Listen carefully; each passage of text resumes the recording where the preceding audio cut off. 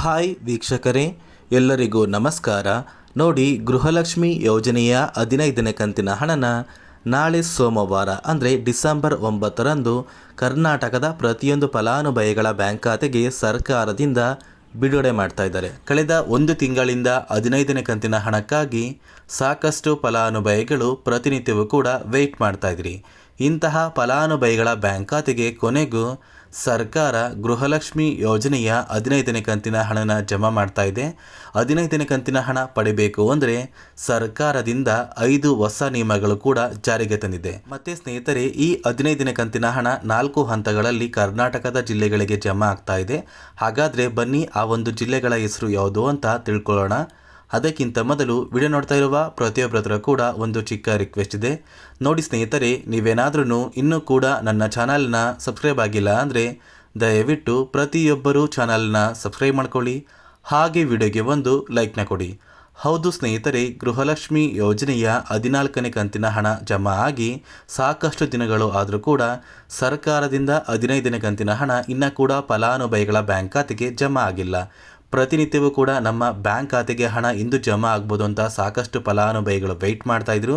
ಇಂತಹ ಫಲಾನುಭವಿಗಳ ಬ್ಯಾಂಕ್ ಖಾತೆಗೆ ಕೊನೆಗೂ ಸೋಮವಾರ ಅಂದರೆ ಡಿಸೆಂಬರ್ 9ರಂದು ಸರ್ಕಾರ ಗೃಹಲಕ್ಷ್ಮಿ ಯೋಜನೆಯ 15ನೇ ಕಂತಿನ ಹಣನ ಪ್ರತಿಯೊಂದು ಫಲಾನುಭವಿಗಳಿಗೆ 4 ಹಂತಗಳಲ್ಲಿ ಜಮಾ ಮಾಡ್ತಾ ಇದೆ. ಕರ್ನಾಟಕದಲ್ಲಿ ಇರುವಂತಹ ಪ್ರತಿಯೊಂದು ಜಿಲ್ಲೆಗಳಿಗೂ 4 ಹಂತಗಳಲ್ಲಿ ಹಣ ಜಮಾ ಆಗಲಿದ್ದು, ಯಾವ ಹಂತಗಳಲ್ಲಿ ಯಾವ ಜಿಲ್ಲೆಗಳಿಗೆ ಹಣ ಜಮಾ ಆಗ್ತಾ ಇದೆ ಅಂದರೆ ನೋಡಿ ಸ್ನೇಹಿತರೆ, ಮೊದಲ ಹಂತದಲ್ಲಿ ಬಾಗಲಕೋಟೆ, ಬೆಳಗಾವಿ, ವಿಜಯಪುರ, ಧಾರವಾಡ, ಗದಗ, ಹಾವೇರಿ ಮತ್ತು ಉತ್ತರ ಕನ್ನಡ ಈ ಜಿಲ್ಲೆಗಳಿಗೆ ಮೊದಲ ಹಂತದಲ್ಲಿ ಗೃಹಲಕ್ಷ್ಮಿ ಯೋಜನೆಯ 15ನೇ ಕಂತಿನ ಹಣ ಜಮಾ ಆಗ್ತಾ ಇದೆ.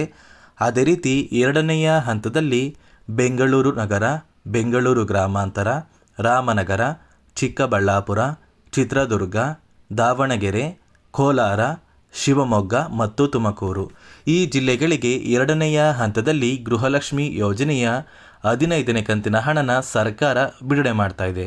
ಅದೇ ರೀತಿ ಮೂರನೆಯ ಹಂತದಲ್ಲಿ ಬಳ್ಳಾರಿ, ಬೀದರ್, ಕಲಬುರಗಿ, ಕೊಪ್ಪಳ, ರಾಯಚೂರು, ಯಾದಗಿರಿ ಮತ್ತು ವಿಜಯನಗರ ಈ ಜಿಲ್ಲೆಗಳ ಫಲಾನುಭವಿಗಳಿಗೆ ಸರ್ಕಾರ ಮೂರನೆಯ ಹಂತದಲ್ಲಿ ಗೃಹಲಕ್ಷ್ಮಿ ಯೋಜನೆಯ 15ನೇ ಕಂತಿನ ಹಣನ ಜಮಾ ಮಾಡ್ತಾ ಇದೆ. ಅದೇ ರೀತಿ ನಾಲ್ಕನೆಯ ಮತ್ತು ಕೊನೆಯ ಹಂತದಲ್ಲಿ ಚಾಮರಾಜನಗರ, ಚಿಕ್ಕಮಗಳೂರು, ದಕ್ಷಿಣ ಕನ್ನಡ, ಹಾಸನ, ಕೊಡಗು, ಮಂಡ್ಯ, ಮೈಸೂರು ಮತ್ತು ಉಡುಪಿ ಈ ಜಿಲ್ಲೆಗಳ ಪ್ರತಿಯೊಂದು ಫಲಾನುಭವಿಗಳಿಗೆ ನಾಲ್ಕನೆಯ ಮತ್ತು ಕೊನೆಯ ಹಂತದಲ್ಲಿ ಗೃಹಲಕ್ಷ್ಮಿ ಯೋಜನೆಯ 15ನೇ ಕಂತಿನ ಹಣ ಜಮಾ ಆಗಲಿದ್ದು, ಸರ್ಕಾರ ನಿಮ್ಮ ಬ್ಯಾಂಕ್ ಖಾತೆಗೆ ಆದಷ್ಟು ಬೇಗ ಈ 15ನೇ ಕಂತಿನ ಹಣನ ಜಮಾ ಮಾಡಬೇಕು ಅಂತ ನಿರ್ಧಾರ ಮಾಡಿದ್ದು, ಯಾರೆಲ್ಲ ಫಲಾನುಭವಿಗಳು ಗೃಹಲಕ್ಷ್ಮಿ ಯೋಜನೆಯ ಒಟ್ಟು 14 ಕಂತಿನ ಹಣನ ಪಡ್ಕೊಂಡಿದ್ದೀರಾ, ಇಂತಹ ಫಲಾನುಭವಿಗಳ ಬ್ಯಾಂಕ್ ಖಾತೆಗೆ ನೇರವಾಗಿ ಡಿಬಿಟಿ ಮೂಲಕ 15ನೇ ಕಂತಿನ ಹಣ ಜಮಾ ಆಗ್ತಾ ಇದೆ. 4 ಹಂತಗಳಲ್ಲಿ ಸರ್ಕಾರ ಯಾವ ಕಾರಣಕ್ಕೆ ಹಣ ಜಮಾ ಮಾಡ್ತಾ ಇದೆ ಅಂದರೆ, ಒಂದೇ ಒಂದು ಸಮಯದಲ್ಲಿ ಪ್ರತಿಯೊಂದು ಫಲಾನುಭವಿಗಳಿಗೂ ಹಣ ಜಮಾ ಮಾಡೋದಕ್ಕೆ ಆಗೋದಿಲ್ಲ. ಅದೇ ಒಂದು ಕಾರಣಕ್ಕೆ ಹಂತ ಹಂತವಾಗಿ ಸರ್ಕಾರ ಪ್ರತಿಯೊಂದು ಜಿಲ್ಲೆಗಳ ಫಲಾನುಭವಿಗಳಿಗೆ ಹಣ ಜಮಾ ಮಾಡ್ತಾ ಇದೆ. ಮತ್ತು ವೀಕ್ಷಕರೇ, ಗೃಹಲಕ್ಷ್ಮಿ ಯೋಜನೆಯ 15ನೇ ಕಂತಿನ ಹಣನ ನೀವು ಪಡ್ಕೋಬೇಕು ಅಂದರೆ ಸರ್ಕಾರದಿಂದ 5 ಹೊಸ ನಿಯಮಗಳನ್ನ ಜಾರಿಗೆ ತಂದಿದೆ. ಈ 5 ಹೊಸ ನಿಯಮದ ಆಧಾರದ ಮೇಲೆ ನಿಮ್ಮ ಬ್ಯಾಂಕ್ ಖಾತೆಗೆ ಗೃಹಲಕ್ಷ್ಮಿ ಯೋಜನೆಯ 15ನೇ ಕಂತಿನ ಹಣನ ಜಮಾ ಮಾಡ್ತಾ ಇರೋದು. ಹಾಗಾದರೆ ಬನ್ನಿ ಸ್ನೇಹಿತರೆ, ಆ ನಿಯಮಗಳು ಏನು ಅಂತ ತಿಳ್ಕೊಳ್ಳೋಣ. ಮೊದಲನೆಯ ಒಂದು ನಿಯಮ ಬಂದು ನೋಡಿ ವೀಕ್ಷಕರೇ, ಗೃಹಲಕ್ಷ್ಮಿ ಯೋಜನೆಯ ಪ್ರತಿಯೊಂದು ಫಲಾನುಭವಿಗಳು ಮತ್ತು ಮನೆಯ ಸದಸ್ಯರಲ್ಲಿ ಯಾವುದೇ ಸದಸ್ಯರು ಸರ್ಕಾರಿ ನೌಕರರಾಗಿ ಕಾರ್ಯನಿರ್ವಹಿಸ್ತಾ ಇರಬಾರ್ದು. ಅಂದರೆ ನೀವು ಅಥವಾ ನಿಮ್ಮ ಕುಟುಂಬದ ಸದಸ್ಯರು ಸರ್ಕಾರಿ ಉದ್ಯೋಗದಲ್ಲಿ ಇದ್ದರೆ ಇಂತಹ ಫಲಾನುಭವಿಗಳ ಬ್ಯಾಂಕ್ ಖಾತೆಗೆ ಸರ್ಕಾರ ಗೃಹಲಕ್ಷ್ಮಿ ಯೋಜನೆಯ 2,000 ಹಣನ ಜಮಾ ಮಾಡ್ತಾ ಇಲ್ಲ. ಅದೇ ರೀತಿ ಎರಡನೆಯ ಒಂದು ನಿಯಮ ಬಂದು ನಿಮ್ಮ ಕುಟುಂಬದ ವಾರ್ಷಿಕ ಆದಾಯ 7 ಲಕ್ಷಕ್ಕಿಂತ ಕಡಿಮೆ ಇರಬೇಕು. ಒಂದು ವೇಳೆ ನಿಮ್ಮ ಕುಟುಂಬದ ವಾರ್ಷಿಕ ಆದಾಯ 7 ಲಕ್ಷಕ್ಕಿಂತ ಜಾಸ್ತಿ ಇದ್ದರೆ ನಿಮ್ಮ ರೇಷನ್ ಕಾರ್ಡ್ನ ಸರ್ಕಾರ ಕ್ಯಾನ್ಸಲ್ ಮಾಡುತ್ತೆ ಮತ್ತು ನೀವು ಗೃಹಲಕ್ಷ್ಮಿ ಯೋಜನೆಯ 2,000 ಹಣನ ಪಡೆಯಲು ಅನರ್ಹರು ಅಂತ ಸರ್ಕಾರ ನಿರ್ಧಾರ ಮಾಡುತ್ತೆ.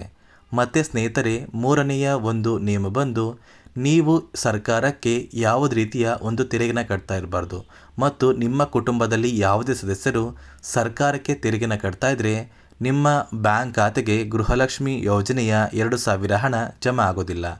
ಅದೇ ರೀತಿ 4ನೆಯ ಒಂದು ನಿಯಮ ಬಂದು ನೋಡಿ ವೀಕ್ಷಕರೇ, ನೀವು ಹೊಂದಿರುವಂತಹ ಒಂದು ಆಸ್ತಿ ಅಂದರೆ ನಿಮ್ಮ ಹತ್ತಿರ 10 ಎಕರೆಗಿಂತ ಹೆಚ್ಚಿಗೆ ಜಮೀನಿದ್ರೆ ಇಂತಹ ಫಲಾನುಭವಿಗಳು ಗೃಹಲಕ್ಷ್ಮಿ ಯೋಜನೆಯ 2,000 ಹಣನ ಪಡೆಯಲು ಅನರ್ಹರು ಅಂತ ಸರ್ಕಾರ ಒಂದು ಮಾಹಿತಿನ ಕೊಟ್ಟಿದೆ.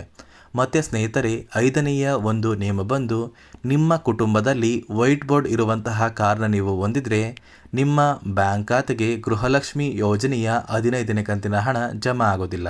ಯಾಕಂದರೆ ವೈಟ್ ಬೋರ್ಡ್ ಇರುವಂತಹ ಪ್ರತಿಯೊಂದು ಫಲಾನುಭವಿಗಳ ಒಂದು ರೇಷನ್ ಕಾರ್ಡ್ನ ಸರ್ಕಾರ ಕ್ಯಾನ್ಸಲ್ ಮಾಡ್ತಾ ಇದೆ ಮತ್ತು ಮುಂದಿನ ದಿನಗಳಲ್ಲಿ ಸರ್ಕಾರದಿಂದ ಸಿಗುವಂತಹ ಪ್ರತಿಯೊಂದು ಸೌಲಭ್ಯಗಳಿಂದ ನೀವು ವಂಚಿತರಾಗಬೇಕಾಗುತ್ತೆ ಅಂತ ಸರ್ಕಾರ ಮಾಹಿತಿನ ಕೊಟ್ಟಿದ್ದು, ಪ್ರತಿಯೊಂದು ಫಲಾನುಭವಿಗಳು ಕಡ್ಡಾಯವಾಗಿ ಈ 5 ನಿಯಮಗಳನ್ನ ಪಾಲಿಸಿದರೆ ಮಾತ್ರ ನಿಮ್ಮ ಬ್ಯಾಂಕ್ ಖಾತೆಗೆ ಗೃಹಲಕ್ಷ್ಮಿ ಯೋಜನೆಯ 15ನೇ ಕಂತಿನ ಹಣನ ಸರ್ಕಾರದಿಂದ ಜಮಾ ಮಾಡ್ತಾರೆ.